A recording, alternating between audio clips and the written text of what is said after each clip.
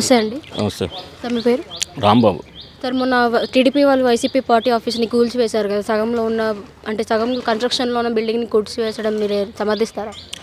సమర్థించాలి. ఎందుకంటే ఆ రోజు 2019లో జగన్మోహన్ రెడ్డి గారు అధికారంలోకి వచ్చినప్పుడు కూల్చివేతతోనే ఆయన స్టార్ట్ చేసినాడు పరిపాలన. కాబట్టి ఏంటంటే అది అక్రమం అయితే ఏదైనా సరే పగలగొట్టవచ్చు. ఇప్పుడు ఆఫీసు అక్రమంగా కట్టడాల్లో కట్టారనుకోండి, దాన్ని ఖచ్చితంగా కూలగొట్టడంలో తప్పులేదు. అంటే అదే కాన్సెప్ట్తో వాళ్ళు మొదలుపెట్టారు. కాబట్టి ఈరోజు టీడీపీ చేసే పద్ధతి కూడా కరెక్ట్ అనేది నా ఉద్దేశం. అంటే ఇప్పుడు వైసీపీ నాయకులు ఏమంటున్నారంటే, మేము ఇట్లా ఈ బిల్డింగ్లన్నీ కట్టడం మీకు కడుపు మంటగా ఉంది, చూసి తట్టుకోలేకుండా మీరు ఇట్లా కూల్చేస్తున్నారని చెప్పేసి అని అంటున్నారు. అంటే కడుపు మంట అంటే దేనికి కడుపు మంట ఎందుకుంటుంది? మీ స్థలాల్లో, మీ సొంత స్థలాల్లో మీరు కట్టుకుంటే ఎవరికి కడుపు మంట ఉండదు. అది ప్రభుత్వ స్థలాలు కానీ ఆక్రమణ స్థలాలు కానీ అయితే ఖచ్చితంగా అది ప్రభుత్వం చర్య తీసుకుంటుంది. అది ఎవరిదైనా సరే, వాళ్ళు జగన్మోహన్ రెడ్డి గారు కావచ్చు, రేపు ఇంకొకరు కావచ్చు, ఎవరిదైనా సరే అక్రమ కట్టడం అయితే కూల్చాలి అని ప్రత్యక్షంగా మీరే చెప్పారు. 2019లో ఎప్పుడైతే ఆయన అధికారంలోకి వచ్చినప్పుడు అక్రమ కట్టడాలు కూల్చాలని చెప్పారు. కాబట్టి అదే ఇప్పుడు టీడీపీకి అధికారంలోకి వచ్చినప్పుడు ఫాలో అవుతుంది. వాళ్ళ జగన్మోహన్ రెడ్డి గారు కావచ్చు, ఇంకోళ్ళు ఎవరిదైనా సరే ఖచ్చితంగా ఆ రోజు అయ్యన్న పాత్ర గారు చిన్న గోడ అక్రమం కట్టడం ఉందని చెప్పేసి ఆయన గోడ కూల్చారు. అట్లా వీళ్ళు అధికారంలో ఉన్నప్పుడు చాలామంది టీడీపీ నాయకులు అక్రమ కట్టడాలు ఉన్నాయని చెప్పేసి వాళ్ళనే అవన్నీ కూల్చారు. ఇప్పుడు వచ్చారు కాబట్టి, వీళ్ళు వచ్చారు కాబట్టి ఖచ్చితంగా వీళ్ళు కూడా అక్రమ కట్టడాలు ఏవైతే ఉన్నాయో ఖచ్చితంగా కూలుస్తారు. ఇది ఒకటే కాదు, తర్వాత కూడా కూల్చే అవకాశాలు అయితే ఉంటాయి.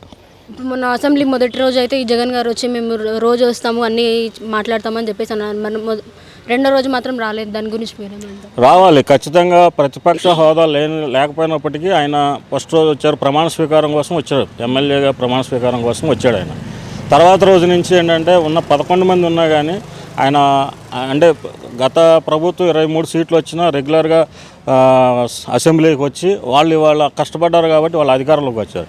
ఇవాళ 11 సీట్లు వచ్చినా సరే ప్రభుత్వం యొక్క ఏ అయితే తప్పులు చేస్తుందో అది క్వశ్చన్ చేయడానికి మీరు ఖచ్చితంగా ఈ ప్రతిపక్ష నాయకుడు వస్తే వాళ్ళకు కూడా భయం ఉంటుంది.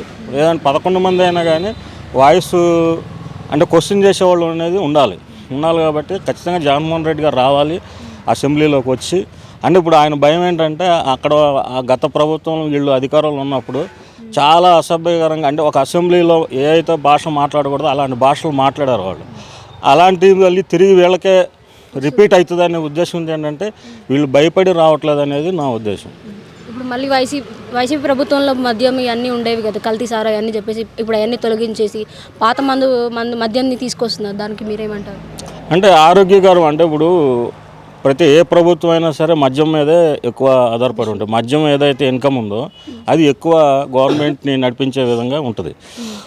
ఆ పాలసీలో అసలు మద్య నిషేధం చేస్తానన్నటువంటి జగన్మోహన్ రెడ్డి గారు మద్య నిషేధం చేయకోకుండా రకరకాల మందులు, అంటే కల్తీ మందులు తీసుకొచ్చి, అంటే సరిగా బ్రాండెడ్ కాకుండా అన్బ్రాండెడ్ తీసుకొచ్చి చాలామంది ఆరోగ్యం క్షీణించే విధంగా చేసినారు. ఇవాళ మళ్ళీ తిరిగి వచ్చిన ప్రభుత్వం మంచి బ్రాండ్లు, ఇప్పుడు ఏదైతే మంచి బ్రాండ్లు ఉన్నాయో అవే తీసుకురావడం అనేది మంచి నిర్ణయమే.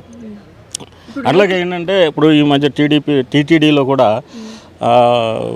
టికెట్ రేట్లు కూడా అంతకుముందు 300-400 ఉన్న రేట్లు కూడా తగ్గించారు ఇప్పుడు.